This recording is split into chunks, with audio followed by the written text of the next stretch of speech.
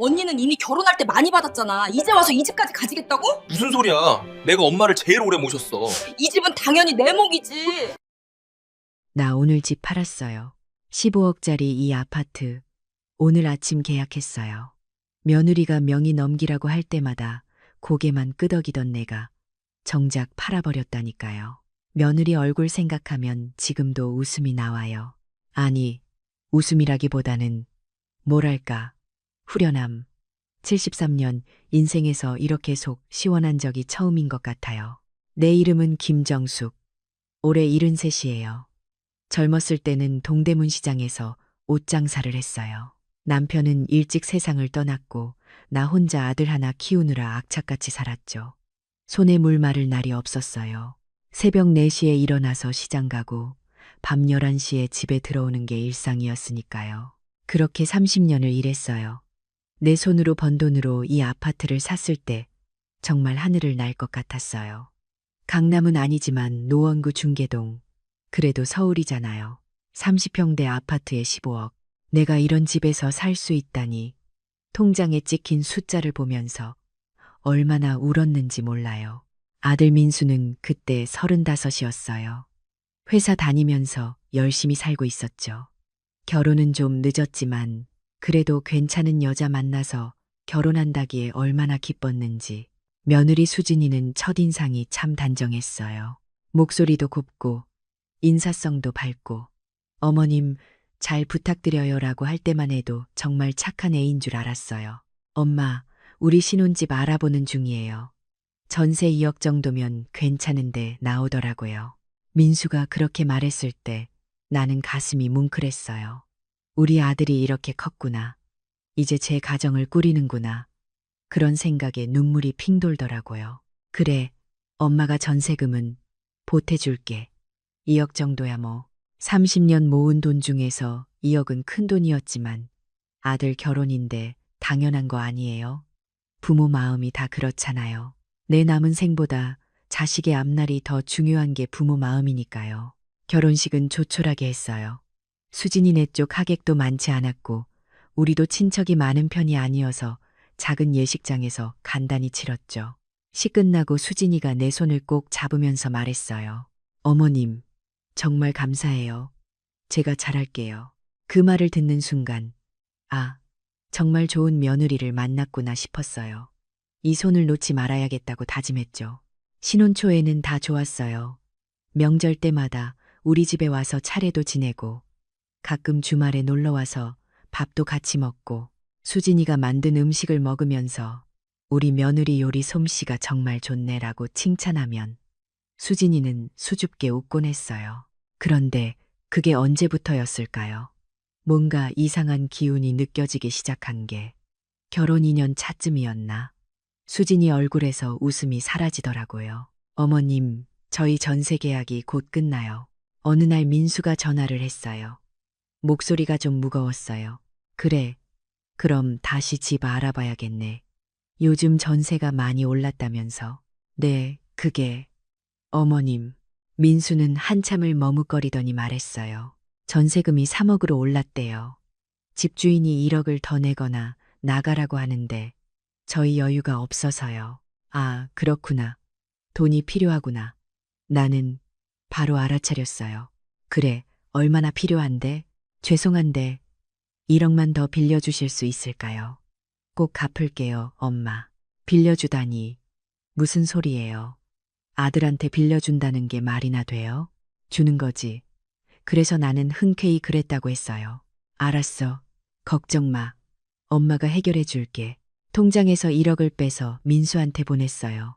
그러고 나니 내 통장 잔고가 확 줄었더라고요. 하지만 괜찮았어요. 아들이 편하게 사는 게 더 중요하니까요. 그런데 그때부터였어요. 수진이 태도가 변하기 시작한 게 처음에는 미묘했어요. 전화 받을 때 목소리 톤이 좀 차갑다거나 카톡 답장이 늦는다거나 그런 작은 것들이었죠. 어머님, 다음 주 일요일에 올 수 있어요. 아, 일요일은 저희 약속이 있어서요. 그럼 토요일도 바빠요. 이런 식이었어요. 전에는 어머님, 저희가 갈게요. 이러던 애가 갑자기 만나는 걸 피하기 시작했어요. 그래도 나는 이해하려고 했어요. 젊은 사람들, 바쁘지. 자기들끼리 데이트도 하고 싶고, 그러겠지. 그러던 어느 날이었어요. 민수한테 전화가 왔는데, 수진이 목소리가 배경에서 들렸어요. 빨리 끊어. 또 돈 달라고 하는 거 아니야. 그 순간, 심장이 철렁 내려앉았어요. 내가 돈 달라고 했나? 아들한테 돈을 받은 적은 있어도 돈을 달라고 한 적은 한 번도 없는데 오히려 내가 계속 줬는데 엄마 미안. 지금 좀 바빠서 나중에 다시 전화할게. 민수는 황급히 전화를 끊었어요. 나는 한참 동안 멍하니 앉아 있었어요. 며느리가 나를 그렇게 생각하고 있었구나. 나는 돈만 밝히는 시어머니인가? 그날 밤 잠이 안 왔어요. 천장만 멍하니 바라보다가 새벽이 됐죠. 그리고 생각했어요. 아니야, 내가 잘못 들었을 거야. 수진이가 그럴 리 없어. 착한 애인데. 하지만 현실은 달랐어요. 그 이후로 수진이 태도는 더 노골적으로 변했어요. 명절에 와서도 인사만 하고 방에 박혀 있거나 밥을 먹어도 핸드폰만 보거나 내가 말을 걸면 네, 아니요. 이렇게 짧게 대답하고 끝이었어요. 민수는 그런 수진이를 말리지 않았어요. 아니, 말릴 수가 없었던 거겠죠. 신혼부부니까. 아내의 편을 들 수밖에 없으니까. 그렇게 1년이 더 지났어요. 어느 날 민수한테서 전화가 왔어요. 엄마, 저희가 좀 힘들어서 그러는데 또 돈 이야기구나. 나는 직감했어요. 응, 말해봐. 저희가 아이를 가졌거든요. 정말. 그거 좋은 소식인데 나는 진심으로 기뻤어요. 손주라니. 내가 할머니가 되다니. 근데 수진이가 일을 그만뒀어요. 임신해서 회사 다니기 힘들다고. 그래서 수입이 반으로 줄었거든요. 전세집은 그대로 3억인데 생활비도 빠듯하고. 얼마나 필요한데? 5천만 원만 당분간 생활비로 쓸게요. 아이 낳고 수진이 다시 일하면 갚을게요. 5천만 원. 적은 돈이 아니었어요. 하지만 손주를 위해서라면, 아들을 위해서라면 당연히 줘야죠. 알았어. 엄마가 보내줄게. 우리 손주 잘 키워야지. 그렇게 또 5천만 원을 보냈어요. 이제 내 통장에는 얼마 남지 않았어요. 평생 모은 돈이 점점 줄어드는 게 보이더라고요. 하지만 괜찮다고, 손주를 위해서라면 괜찮다고 스스로를 달랬어요. 손주가 태어났어요. 예쁜 여자아이였어요. 민수가 사진을 보내왔는데 작고 빨간 얼굴이 꼭 갓난아기 민수 같았어요. 나는 울면서 사진을 계속 들여다봤어요. 민수야, 엄마가 언제 보러 갈 수 있을까? 엄마 지금은 수진이가 산후조리 중이라서 사람 만나는 거 힘들어해요. 조금 있다가요. 그래. 그럼 엄마가 미역국이라도 끓여서 갖다 줄까? 아니에요. 괜찮아요. 산후조리원 음식이 좋대요. 산후조리원. 그것도 돈이 많이 드는데. 하지만 나는 묻지 않았어요. 아마 또 내가 도와줬던 돈으로 갖겠거니 했죠. 한 달이 지나고 2달이 지났어요. 나는 여전히 손주를 보지 못했어요. 보고 싶다고 할 때마다 민수는 이런저런 핑계를 댔어요. 엄마, 아기가 아직 어려서요. 수진이가 육아로 힘들어해서요. 다음에요. 엄마, 꼭 보여드릴게요. 다음이 언제인데. 나는 그저 기다렸어요. 착한 며느리니까 바쁜 거겠지. 아기 키우느라 정신없는 거겠지. 그러던 어느 날 민수한테서 또 전화가 왔어요. 엄마, 목소리가 심각했어요. 뭔가 큰일이라도 난 건가 싶어서 가슴이 철렁했죠. 왜? 무슨 일이야? 애기 아픈 거야? 아니, 애기는 괜찮아요. 근데 엄마, 우리 좀 심각하게 얘기해야 할 것 같아요. 무슨 얘기? 저희가 집을 사려고 해요. 집? 전세 살던 애들이 집을 산다고? 갑자기 무슨 집을? 수진이가. 전세는 불안정하다고 우리 집이 있어야 한다고 해요. 애기도 있는데 계속 이사 다닐 수는 없잖아요. 맞는 말이긴 했어요. 하지만 집을 사려면 돈이 얼마나 드는데. 그래서 얼마짜리 집을 알아보는데 5억 정도요. 경기도 쪽으로요. 저희가 대출 3억 받고 2억은 저축한 돈이랑 엄마가 도와주시면, 아, 또 돈 이야기구나. 나는 한숨이 나왔어요. 하지만 거절할 수 없었어요. 손주를 위해서라도 애가 안정적인 환경에서 자라야 하니까. 엄마한테 얼마나 남았는지 알아. 엄마도 생활해야 하는데. 알아요, 엄마. 죄송해요. 근데 1억만이요. 1억만 도와주시면 저희가 집을 살 수 있어요. 나중에 꼭 갚을게요. 1억, 또 1억. 나는 계산을 해봤어요. 지금까지 준 돈이 2억, 1억 5천만 원. 합치면 3억 5천만 원이에요. 여기에 1억을 더 주면 4억 5천만 원. 내 평생 저축의 절반 가까이가 아들한테 간 거예요. 하지만 나는 그랬어요. 알았어. 엄마가 마지막으로 도와줄게. 이제 정말 없으니까. 앞으로는 너희끼리 잘해야 해. 고맙습니다, 엄마. 정말 고맙습니다. 민수는 고맙다는 말을 여러 번 했어요. 하지만 그 고마움이 진짜였는지는 나중에야 알게 됐죠. 돈을 보내고 나니 허탈했어요. 통장 잔고가 너무 줄어 있었거든요. 평생 일해서 모은 돈이 30년 동안 손에 물 마를 날 없이 악착같이 모은 돈이 아들한테 다 간 거예요. 그래도 괜찮다고 생각했어요. 아들이 잘 사는 게 내 행복이니까. 아들이 좋은 집에서 손주 키우는 게 내 기쁨이니까. 그런데 그 다음부터였어요. 진짜 악몽이 시작된 게 민수네가 집을 샀어요.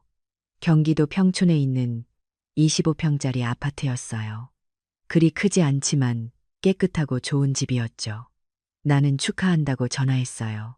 민수야, 축하해. 이제 너희 집이 생겼네. 네, 엄마. 다 엄마 덕분이에요. 아니야.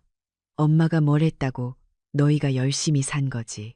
며칠 후 수진이한테서 처음으로 전화가 왔어요. 결혼 후 수진이가 먼저 전화한 건 처음이었어요.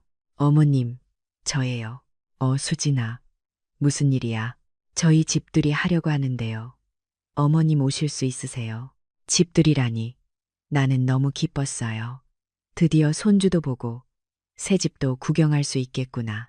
그럼 당연히 가야지. 언제? 이번 주 토요일이요. 오전 11시쯤 오시면 돼요. 그래, 알았어. 엄마가 뭐 준비해 갈까? 아니에요. 아무것도 안 가져오셔도 돼요. 하지만 빈손으로 갈 수는 없잖아요. 나는 백화점에 가서 고급 냄비 세트를 샀어요. 50만 원짜리였는데 새 집에는 좋은 걸 써야 하니까요. 손주한테 줄 옷도 몇 벌 샀어요. 토요일이 됐어요. 나는 아침 일찍 일어나서 준비했어요. 옷도 제일 좋은 걸 입고 화장도 했어요. 손주를 보는데 할머니가 초라하면 안 되잖아요. 평촌까지 가는 길이 멀었어요. 지하철을 2번이나 갈아타야 했거든요. 하지만 발걸음이 가벼웠어요. 드디어 손주를 본다는 생각에 가슴이 두근거렸죠. 초인종을 눌렀어요. 누구세요?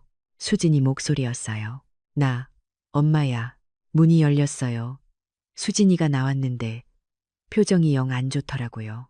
어서 오세요. 인사도 차갑고 웃지도 않았어요. 나는 일단 집 안으로 들어갔어요. 와, 집 참 좋네. 깨끗하고. 네, 짧게 대답하고 수진이는 부엌으로 갔어요. 나는 거실을 둘러봤어요. 새 가구들이 있었어요. 소파, TV, 식탁, 다 새 거더라고요. 이것도 돈이 많이 들었겠구나 싶었어요. 민수는 화장실 갔어요. 그래. 애기는, 우리 손주는, 자요. 아, 그래. 조금 있다가 깨면 보여줄 수 있을까? 글쎄요. 깨워서 보여드릴 순 없잖아요.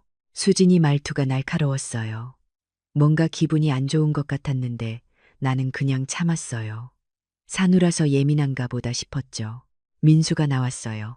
엄마, 오셨어요? 그래. 집 참 좋다. 그죠? 저희 마음에 쏙 들어서요. 우리는 거실 소파에 앉았어요. 수진이가 차를 내왔는데 종이컵이었어요. 집들이인데 종이컵이라니. 좀 의아했지만 뭐라 하지 않았어요. 그래. 이사 오느라 고생 많았지. 네, 좀 힘들었어요. 민수가 대답했어요. 수진이는 계속 말이 없었어요. 한참을 어색하게 앉아 있었어요.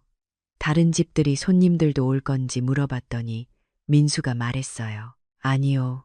오늘은 가족만요. 가족만? 나 혼자? 그럼 친구들이나 다른 친척들은? 너희 친구들은 안 와? 친구들은 다음에 따로 부를 거예요. 이상했어요. 뭔가 분위기가 이상했어요. 수진이는 계속 시계를 쳐다봤고 민수는 불편해 보였어요. 그때 아기 우는 소리가 들렸어요. 아, 애기 깼나 봐요. 나는 벌떡 일어났어요. 드디어 손주를 볼 수 있구나. 제가 볼게요. 수진이가 벌떡 일어나서 방으로 들어갔어요. 나도 따라가려고 했는데 민수가 말렸어요.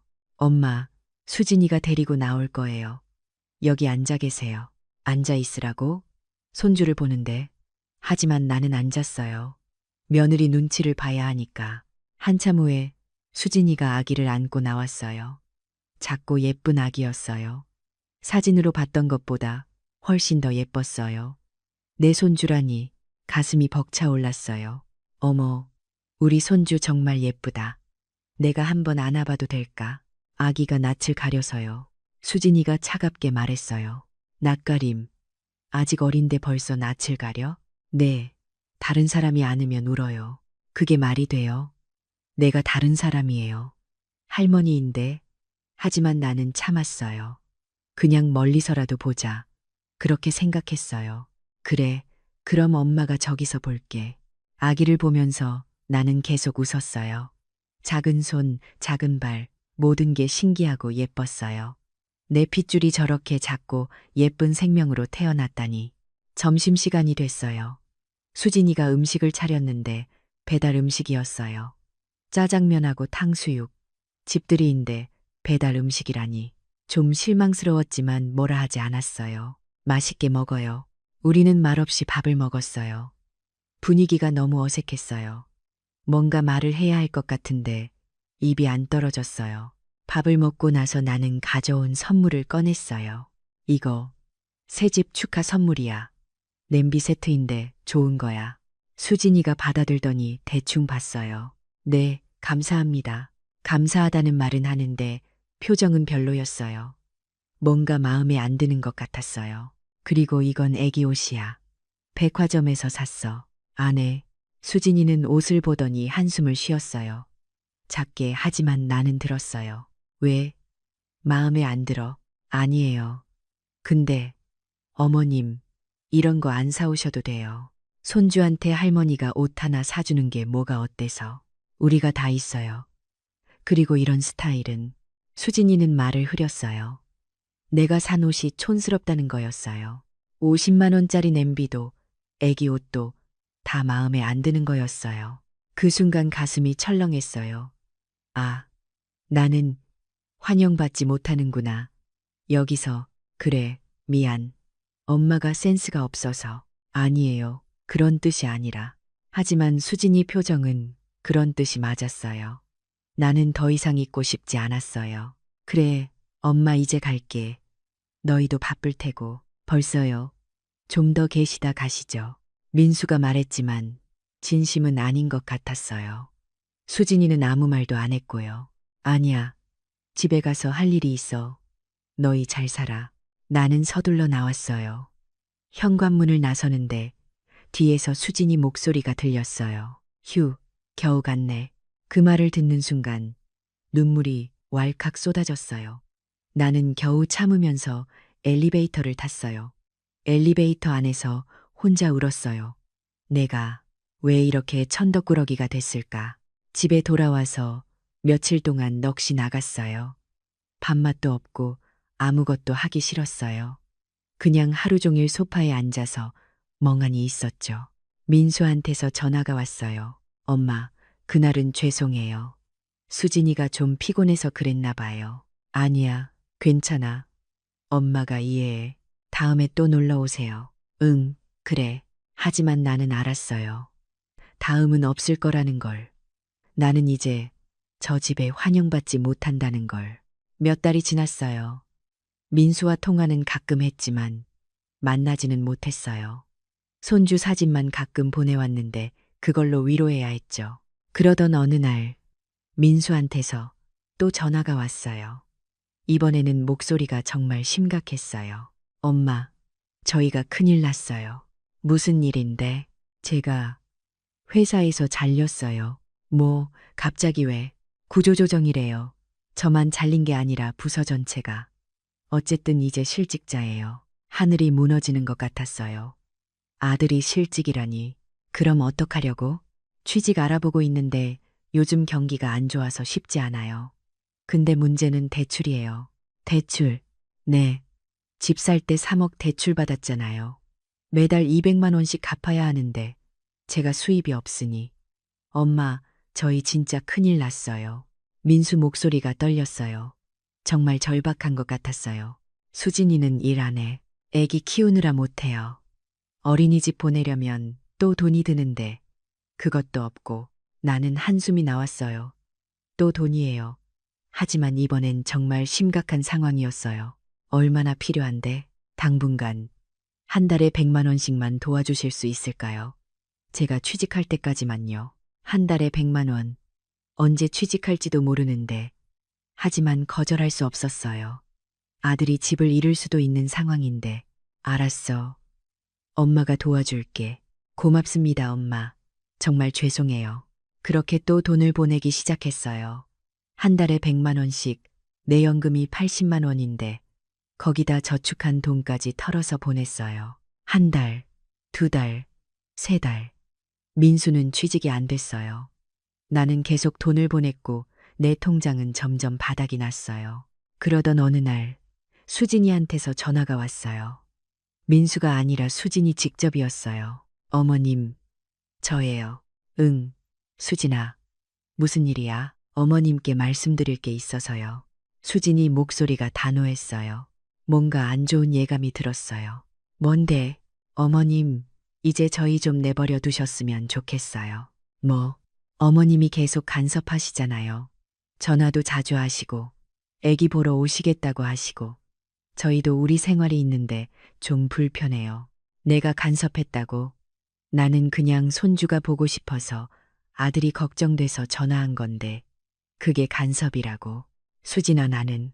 그리고 어머님, 솔직히 말씀드릴게요. 어머님 집이요. 15억짜리 아파트 있으시잖아요.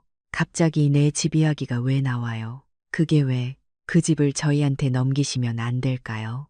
귀를 의심했어요. 내 집을 넘기라고. 15억짜리 내 집을. 수진아, 그게 무슨 소리야? 어머님 혼자 그 큰 집에서 뭐 하세요? 어차피 나중에 민수한테 상속될 거잖아요. 그럼 미리 명의를 넘기시면 저희가 그걸 담보로 대출도 더 받을 수 있고 생활도 안정될 수 있어요. 너희가 대출을 더 받겠다고? 네, 지금 저희 상황이 어려우니까요. 어머님도 아시잖아요. 나는 말문이 막혔어요. 내가 매달 100만 원씩 보내주고 있는데 그것도 모자라서 내 집까지 담보로 대출을 받겠다고. 수진아, 그 집은 내가 30년 동안 일해서 산 집이야.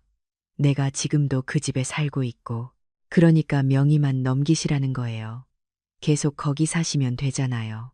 명의를 넘기면 내 집이 아니게 되는 거잖아. 법적으로는 그렇지만 실제로는 어머님이 계속 사실 수 있어요. 저희가 쫓아내는 것도 아니고.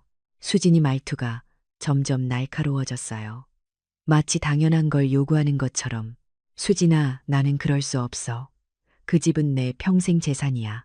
어머님, 지금 민수가 얼마나 힘든지 아세요? 실직해서 매일 취업 준비하고 스트레스 받아서 잠도 못 자고 다 가족 때문이에요. 어머님 손주 때문이고요. 그런데 어머님은 집 하나 명에 넘기는 것도 아까우세요? 손주 때문이라고? 내 손주가 짐이라는 거예요?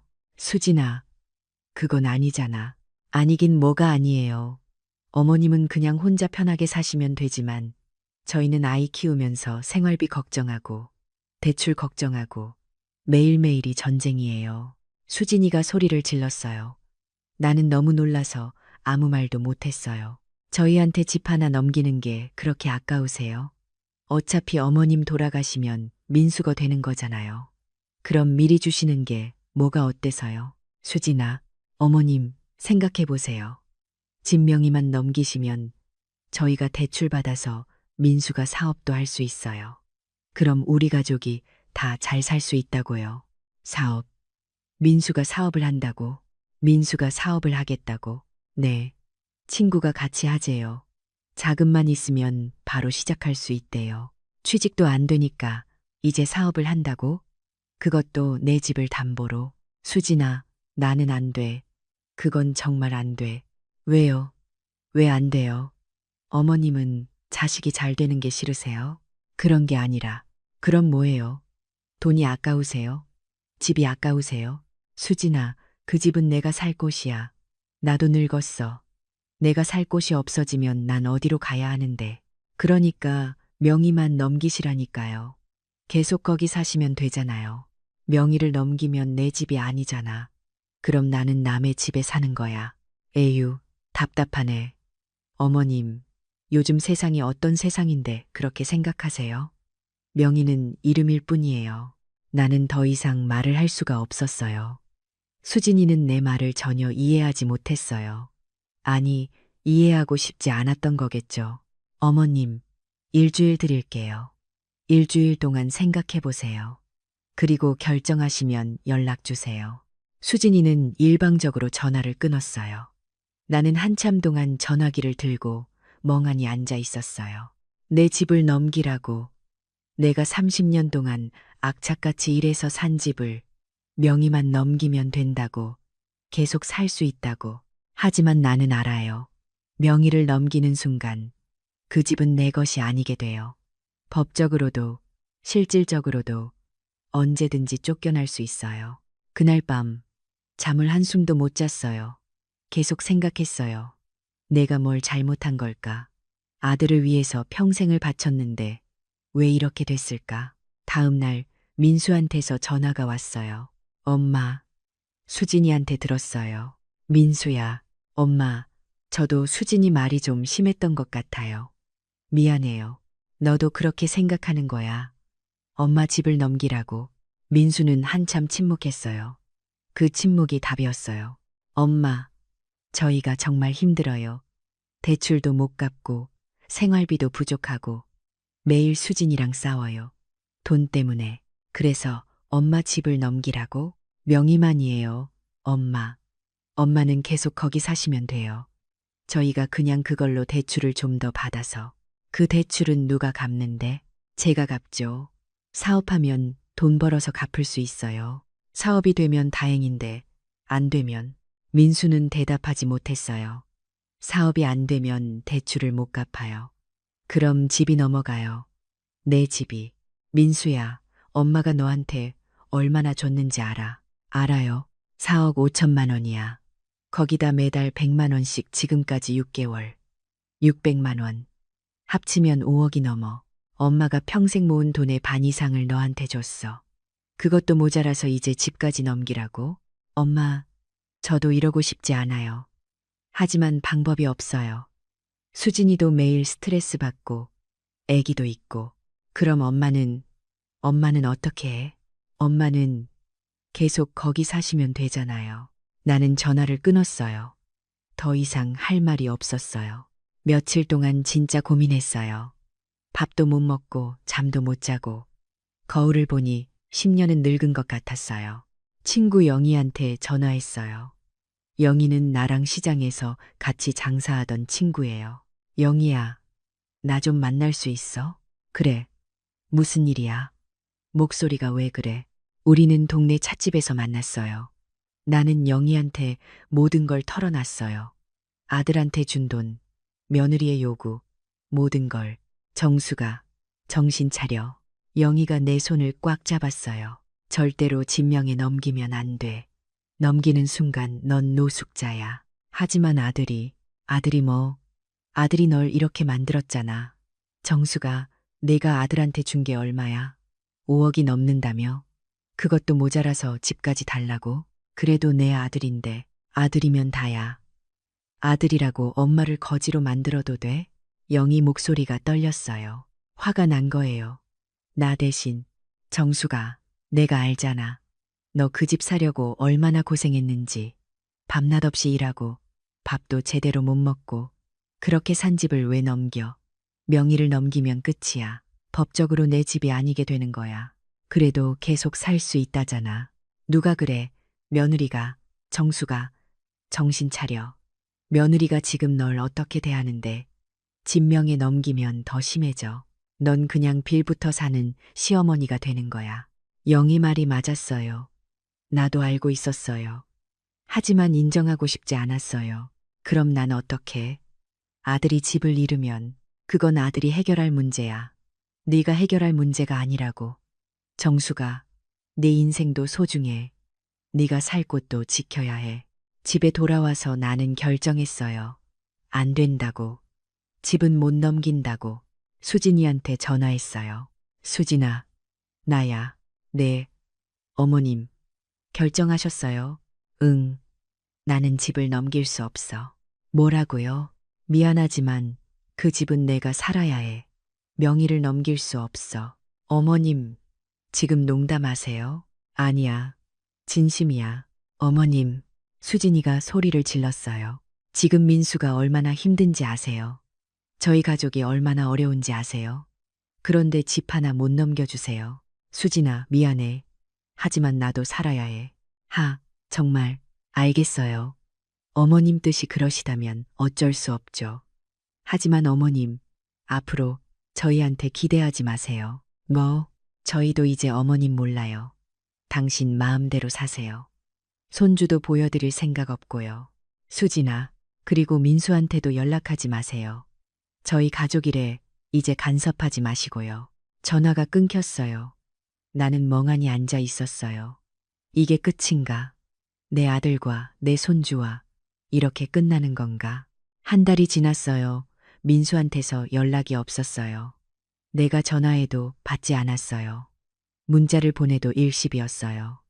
완전히 연락이 끊긴 거예요. 나는 매일 울었어요. 밥맛도 없고 잠도 안 왔어요. 창밖만 멍하니 보다가 하루가 갔어요. 손주 사진을 보면서 또 울고 영희가 매일 전화했어요. 정수가 밥은 먹었어? 응, 거짓말하지 마. 목소리 들으면 알아. 내가 반찬 갖다 줄게. 영희가 없었으면 나는 정말 어떻게 됐을지 몰라요. 영희가 반찬도 갖다 주고 같이 밥도 먹어주고 그렇게 버텼어요. 그러던 어느 날 민수한테서 전화가 왔어요. 한 달 만이었어요. 엄마, 목소리가 달랐어요. 뭔가 심각한 일이 생긴 것 같았어요. 민수야, 무슨 일이야? 엄마, 저희 집이 경매 넘어갔어요. 뭐, 대출을 못 갚아서 은행에서 경매를 신청했대요. 저희 이제 집을 잃어요. 다리에 힘이 풀렸어요. 아들이 집을 잃는다고. 그럼 너희는 어디로 가려고? 모르겠어요. 일단 짐 싸야 하는데. 엄마, 저희 좀 도와주실 수 있어요? 또 도와달라고. 하지만 이번엔 돈이 아니었어요. 뭘 도와줘? 저희 당분간 엄마 집에서 좀 있을 수 있을까요? 저희가 다시 전셋집 알아볼 때까지만요. 내 집에 온다고. 날 그렇게 대하던 사람들이 이제 내 집에 온다고. 민수야, 엄마, 제발이에요. 애기도 있고 갈 데가 없어요. 제발 좀 도와주세요. 민수가 울었어요. 내 아들이 전화기 너머로 울고 있었어요. 가슴이 찢어지는 것 같았어요. 알았어. 와, 정말요. 엄마, 고맙습니다. 정말 고맙습니다. 일주일 후, 민수네 가족이 왔어요. 짐을 가득 싣고 왔는데 다들 얼굴이 말이 아니었어요. 민수는 수척해졌고 수진이는 눈이 퉁퉁 부었고 손주는 그냥 자고 있었어요. 어서 와. 들어와. 엄마. 죄송해요. 민수가 고개를 숙였어요. 수진이는 인사도 안 하고 그냥 안으로 들어갔어요. 처음 며칠은 조용했어요. 수진이는 나랑 눈도 안 마주치고 민수는 하루 종일 방에만 있었어요. 나는 혼자 밥을 해서 먹고 설거지하고 청소하고 그런데 시간이 지나면서 이상한 일들이 생기기 시작했어요. 어머님, 거실 좀 조용히 해주실 수 있어요? 아기가 자는데 TV 소리가 너무 커요. 내 집인데 TV를 작게 보라고. 하지만 나는 소리를 줄였어요. 손주가 자는데 어쩔 수 없잖아요. 어머님, 제가 요리할 때는 부엌에 안 들어오셨으면 좋겠어요. 좁아서 불편해요. 내 부엌인데 내가 못 들어간다고. 하지만 나는 참았어요. 어머님, 친구들 오시면 좀 조용히 해주세요. 저희가 휴식이 필요하거든요. 내 친구들인데 내 집에서 만나는데 조용히 하라고? 그때 깨달았어요. 아, 이거구나. 내가 만약 집 명의를 넘겼다면 이게 아니라 훨씬 더 심했겠구나. 한 달이 지났어요. 민수는 여전히 취직이 안 됐어요. 집에서 놀면서 하루 종일 게임만 했어요. 수진이는 아기 핑계로 집안일을 안 했어요. 설거지도, 청소도, 빨래도 다 내가 했어요. 어머님, 오늘 저녁 뭐 해주실 거예요? 수진이가 당연하다는 듯이 물었어요. 오늘은 엄마가 좀 피곤해서. 에휴, 그럼 제가 애기 보면서 어떻게 해요? 어머님이 해주셔야죠. 73살, 노인보다 30대, 젊은 여자가 더 피곤하다는 거예요. 그날 저녁, 나는 밥을 안 했어요. 처음으로 수진이는 황당해 하더니 배달 음식을 시켰어요. 당연히 내 돈으로. 어머님, 배달비 3만 원이에요. 나는 지갑을 꺼내서 돈을 줬어요. 내 돈으로 내 집에서 배달 음식을 사 먹는 걸 보면서 나는 생각했어요. 이게 내 인생인가? 2달째가 됐어요. 어느 날 거실에서 민수와 수진이 대화하는 소리가 들렸어요. 여보, 우리 언제까지 여기 있어야 해? 조금만 더, 내가 취직하면 나가자. 조금만 더가 언제야? 벌써 2달이야. 나 여기서 못 살겠어. 어머님 눈치 보는 것도 지겹고. 그럼 어떡해? 우리 갈 데가 없잖아. 그러니까 처음부터 말했잖아. 어머님 집 명에 넘기라고. 그랬으면 우리가 이러고 있지 않았어. 그건 엄마가 싫다잖아. 에휴, 답답해. 어차피 당신 거 될 집인데 왜 못 넘겨? 고집만 세게. 내 고집이 세다고. 내 집을 지키려는 게 고집이라고. 여보, 조용히 해.